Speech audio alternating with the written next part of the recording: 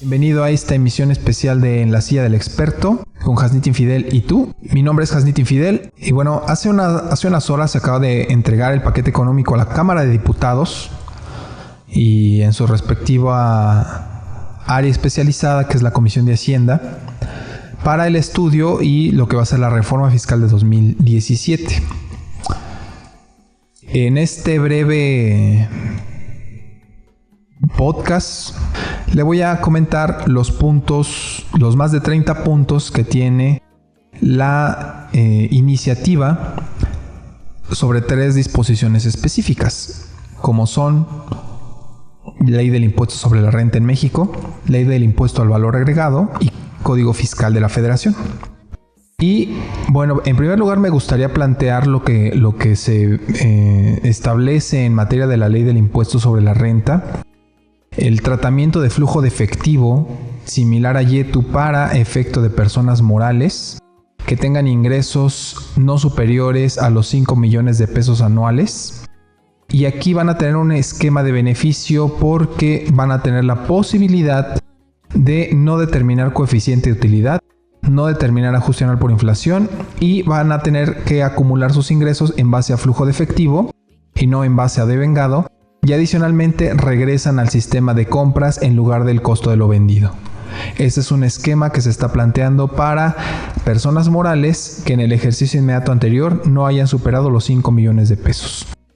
Adicionalmente a eso, se establece una precisión en el artículo 16 y 90 de la Ley del Impuesto sobre la Renta para establecer que las personas que reciban apoyo económico monetario a través de programas presupuestarios gubernamentales no se consideran ingresos acumulables. Eso es una importante precisión. Quizá de fondo ese ha sido un problema durante muchos años. Se ha tenido la ley de renta y bueno, creo que en este momento se puede llegar a subsanar, cosa que está bastante bien.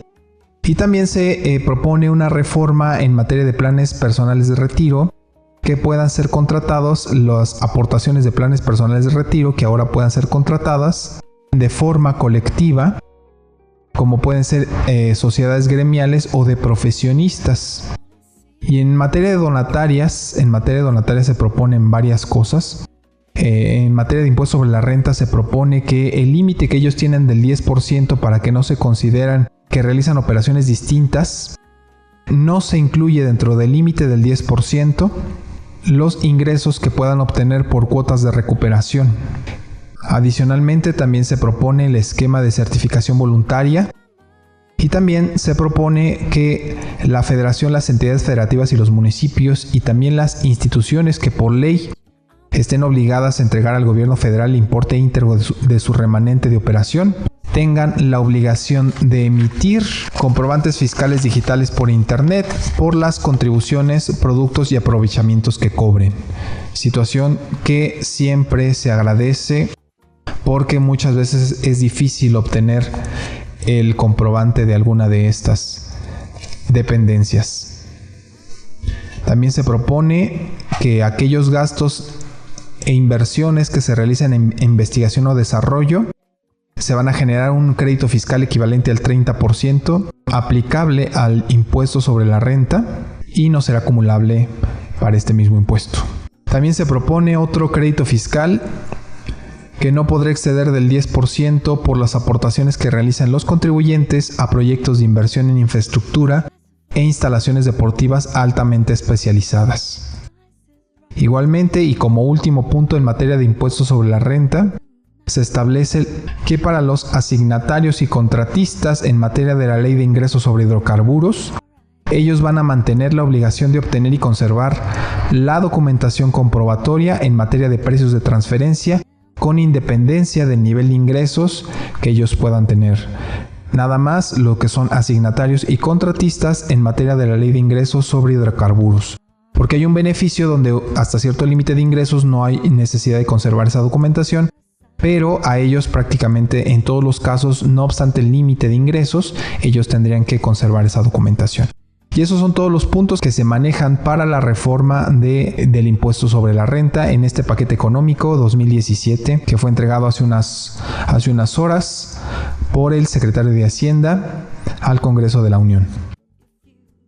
Ahora vamos a ver unos puntos interesantes en materia de IVA, porque en materia de IVA se trata de cerrar el tratamiento para aquellos que realicen erogaciones en periodos preoperativos, que van a estar sujetos con esta reforma, estarían sujetos a la verificación de realizar las operaciones con las que se supone que generaron un beneficio de saldo a favor en el futuro por acreditamiento en periodos preoperativos, hasta que efectivamente realicen dichas actividades.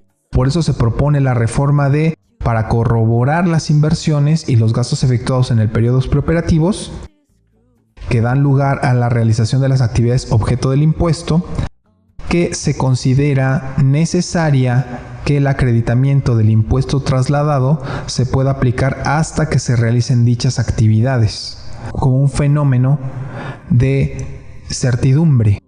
Y con esto también se propone una reforma al artículo 5, fracción 6, y se deroga el segundo párrafo de la fracción 1, igualmente para darle tratamiento a las erogaciones en periodos preoperativos y al IVA.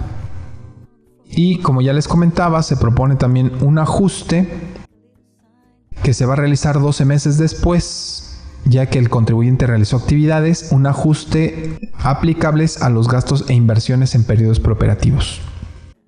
Adicionalmente a eso, tratándose del uso o goce temporal en territorio nacional de bienes tangibles, cuya entrega material se hubiese efectuado en el extranjero, se precisa que la base del impuesto en este tipo de operaciones será sobre el monto de las contraprestaciones.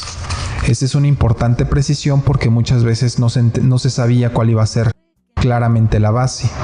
Igualmente se hace una precisión en el artículo 24 en la fracción 4 para precisar que no se paga el impuesto, es decir, el IVA, cuando se trata del uso o goce temporal en territorio nacional de bienes entregados en el extranjero por no residentes en el país, siempre y cuando dichos bienes ya hubieran pagado efectivamente el IVA cuando hayan sido introducidos al país. Y se deroga la fracción 4 del artículo 20 y para efecto de evitar interpretaciones incorrectas, dice la iniciativa, se debe tratar el uso o goce temporal de bienes tangibles que se hayan entregado en el país para dicho uso o goce, situación que no acontece cuando se pague el IVA por la introducción de bienes arrendados en el extranjero.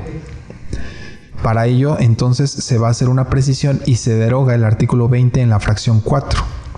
Y se propone una reforma en el artículo 26 en la fracción 4 al establecer que el impuesto se causa en el momento en el que se paguen efectivamente las contraprestaciones, para hacer el sistema congruente con base en flujo de efectivo como ya se maneja en materia del IVA. Y se establece una precisión en materia de exportación. Se precisa que cuando los servicios de tecnologías de la información de México sean aprovechados en el extranjero, se consideran igualmente como exportados. Y esos son los puntos en materia del impuesto al valor agregado. Finalmente, en materia de Código Fiscal de la Federación, se propone adicionar un segundo párrafo al artículo 17F del Código para señalar que la firma electrónica puede ser utilizada por los particulares, es decir, como puede ser para un contrato, cuando estos lo acuerden y cuando cumplan con los requisitos que establezca el SAT. El SAT va a establecer con el fin de expandir el uso de la firma electrónica avanzada. Y en el caso del sector gobierno se adiciona el artículo 17L, que indica que tanto el sector gobierno de cualquier nivel como el privado tengan la posibilidad de depositar dentro del buzón tributario información o documentación de interés para los contribuyentes. Y esto pues se nota que se va a tratar con esta reforma de expandir el uso y los servicios que propone el buzón tributario con el objetivo de tener pues muchísimo mejor control sobre los contribuyentes a través del buzón tributario. Y se hace una precisión también en el artículo 27 para señalar que los representantes legales de una persona moral deben inscribirse en el Registro Federal de Contribuyentes y el tratamiento que se le va a dar según la iniciativa, va a ser muy similar a la que al día de hoy pasa respecto de socios y accionistas, personas morales. Y hay algo de lo que yo en alguna ocasión, en alguna reunión de comisión, yo estaba platicando este tema, porque lo dejó vislumbrar el SAT en una de las conferencias del 16 de diciembre del año pasado, donde se veían cambios a la factura electrónica para la cancelación del comprobante. Recordará usted que la cancelación del comprobante pues se ha vuelto un problema, porque la mayoría de los contribuyentes nos quejamos de que nos cancelan los comprobantes muchas veces cuando nosotros ni siquiera estamos enterados. Entonces se propone una adición con un cuarto y quinto párrafo al artículo 29A del Código, en los que se va a señalar expresamente que escuche usted muy bien esto, porque esto está muy interesante, que los comprobantes fiscales digitales por Internet podrán cancelarse cuando la persona a favor de quien se expidan acepte la cancelación. Es decir, para ya la cancelación se va a necesitar la autorización de la otra persona a la cual se expidió, a su favor de quien se expidió, para que se puedan cancelar. Y también se va a hacer una reforma, una adición a un 15º y 16º párrafo del artículo 31 del Código, a fin de reconocer la figura de los proveedores de certificación de recepción de documentos digitales. Como usted sabe, estos proveedores pues al día de hoy están colgados de lo que pasa en la regla de miscelánea, y pues ya al día de hoy los van a incorporar en el código, cosa que pues le da certidumbre a ellos, ¿no? Ellos no invierten quizá porque el día de mañana borran la regla, entonces ahorita pues están más interesados en invertir porque ya están en la ley.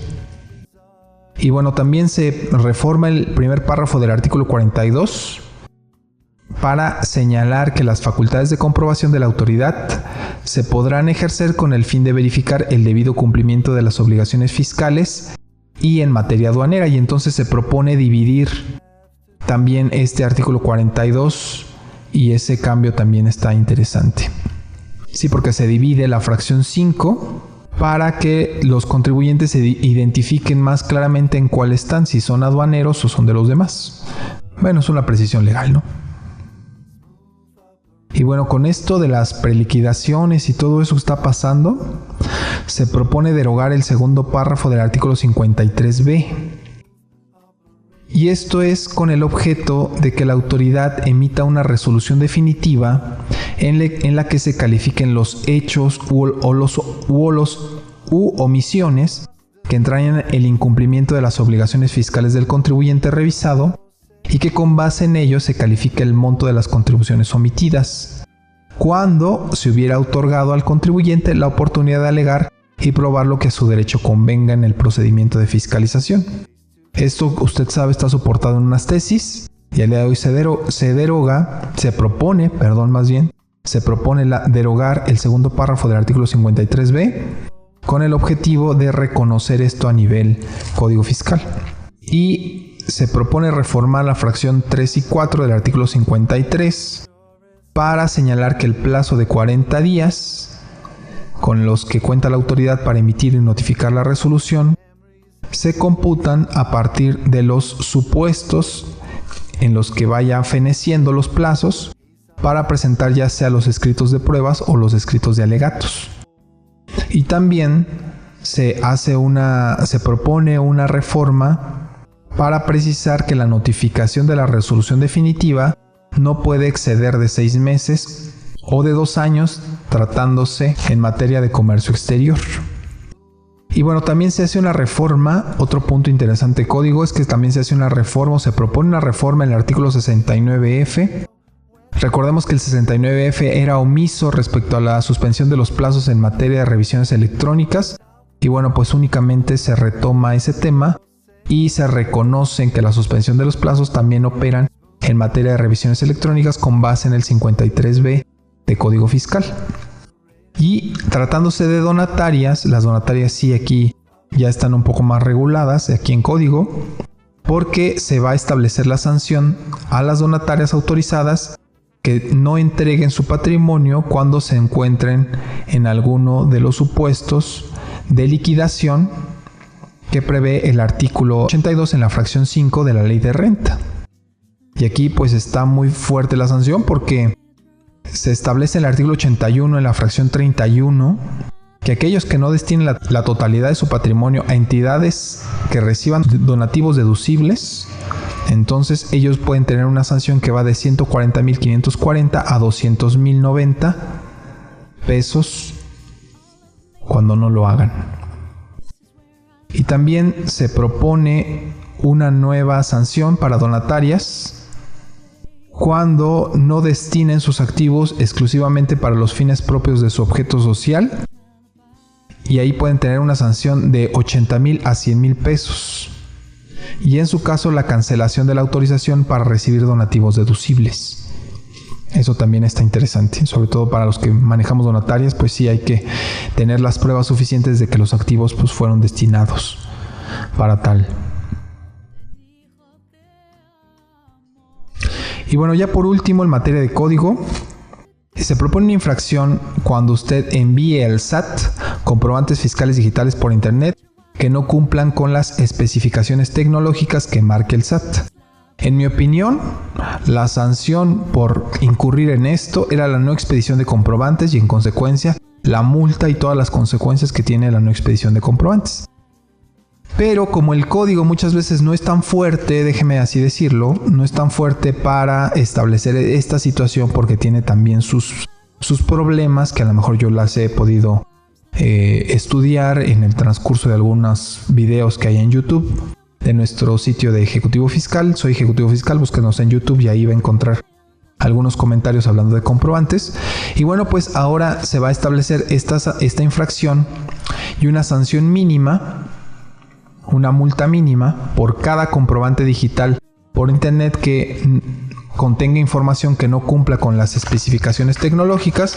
Y bueno, y aquí se establece que la infracción mínima, la multa, va a ser de 1 a 5 pesos por comprobante. Así se establece en esto que es el paquete económico. Y bueno, pues mire, acabamos de ver lo que son los más de 30 puntos que contiene esta iniciativa. Se fueron rapidito. Creo que la información más importante se la he transmitido. Le invito para que se suscriba a nuestro sitio de Soy Ejecutivo Fiscal y usted obtenga la última información relativa a la actualización de la materia fiscal, y sobre todo ahorita ya que estamos en paquete económico, pues va a obtener muchos beneficios. Si usted quiere estar en contacto conmigo de acuerdo a estos puntos, recuerde que mi Twitter es soyejecutivov o @hasnitin. Usted puede estar en contacto conmigo o también me puede mandar un correo a la dirección en la silla del experto @soyejecutivofiscal.mx. Ahí voy a estar escuchando todos sus comentarios y en su caso también respondiéndolo y enriqueciéndolos.